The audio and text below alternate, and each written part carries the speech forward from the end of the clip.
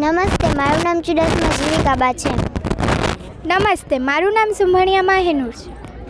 અમે શ્રી વાડીનાર વાડી શાળામાંથી આવીએ છીએ અને અમારા પ્રોજેક્ટનું નામ હવા અને પાણીનું શુદ્ધિકરણ છે.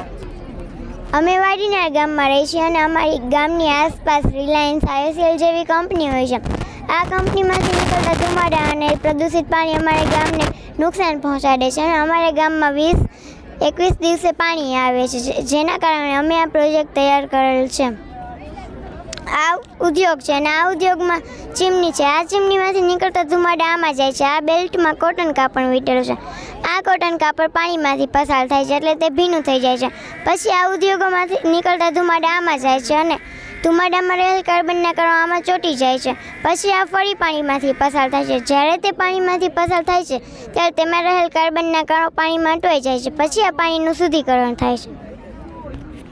અને આ શુદ્ધ પાણીને શુદ્ધ કરવા માટે આપણે આ બધા વિભાગોમાંથી પસાર કરવું જોઈએ. તો આ છે પથ્થર. તો પથ્થરનું કામ છે મોટા મોટા કણો અને મોટો મોટો કચરો હોય છે તેઓ ત્યાં અટવાઈ જાય છે. બીજું પાણી છે તો આ કોલસામાં આવે છે. કોલસાનું કામ છે રંગ શોષણ કરવું અને ગંધ દૂર કરવી.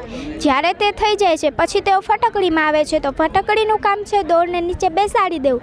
તો જ્યારે દોર નીચે બેસી જાય છે ત્યારે તેઓ પાણી રેતીમાં આવે છે. તો રેતીનું કામ છે નાના નાના કણો અને નાનો નાનો કચરો હોય છે તેઓ ત્યાં રહી જાય છે. અને બીજું વધેલું પાણી આ કોટનવાળા બાઉલમાં આવે છે. તો કોટન એટલે કે રૂ. તો રૂનું કામ છે ઘરણીની જેમ ગારવું. જ્યારે પાણીનું ગારણ થઈ જાય છે ત્યારે તેઓ પાણી આમાં આવે છે. તો આ છે પાણીનો ટાંકો. તો જ્યારે પાણીના ટાંકામાં આવે છે ત્યારે શુદ્ધ થઈ જાય છે.